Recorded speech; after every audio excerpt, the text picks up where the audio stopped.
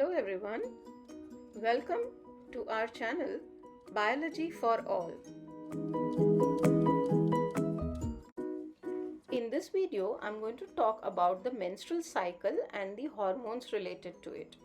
Now, menstrual cycle and the hormones are a very complicated topic, and here I'm trying to make it simplified so that it is easy for understanding. First, we need to understand that menstrual cycle has two main phases. The follicular phase, where the egg cell develops inside a follicle in the ovary. So this process or this part is called as the follicular phase. The next is the luteal phase, where the follicle ruptures and releases the ovum and a corpus luteum develops in the ovary. So these are the two main phases of the menstrual cycle. Now the hormones that are involved during the menstrual cycle are from the pituitary and from the ovary. So from the anterior pituitary, there are two main hormones that are affecting the menstrual cycle: the follicle stimulating hormone, or what we call as the FSH, and the luteinizing hormone, that is what we call as the LH.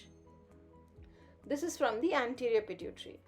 Now from the ovary, there are two hormones, estrogen and progesterone. So these are the four main hormones which affect the menstrual cycle. Now let's first consider here the hypothalamus and the pituitary. So hypothalamus is the one that releases the releasing hormones, and the anterior pituitary releases the tropic hormones. This will act on the ovary and the uterine linings.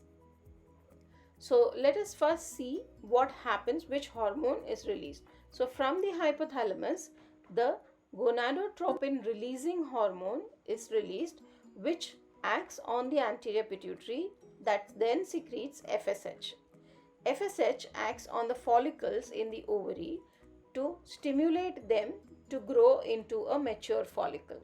The follicle cells secrete estrogen, and as they mature, they secrete more and more estrogen, which leads to the estrogen peak.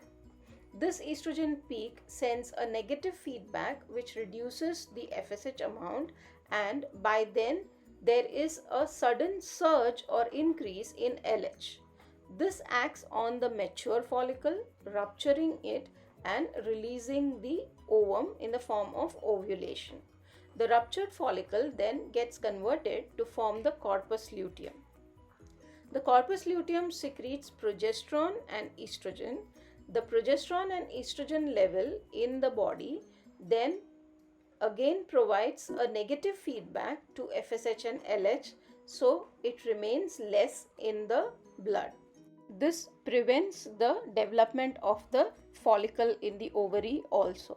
Now the released oocyte may fertilize, keeping the conditions of FSH and LH low, but if there is no fertilization, then the progesterone and the estrogen level starts to fall. This fall leads to increase in FSH such that it starts the next cycle again. Now see the graphical representation. Here it is marked the number of days, and this is the FSH level. So we can see that the FSH level increases and decreases and then further increases just before ovulation on the 14th day. If we compare the estrogen levels, the estrogen level also shows increase till the ovulation happens on the 14th day, and then it gradually decreases. The LH remains quite stable until before the ovulation happens, where it suddenly surges and then comes down. The progesterone levels do not show much change till the 14th day. After the 14th day, when the corpus luteum is formed, it shows an increase, and this then gradually decreases till the day 28.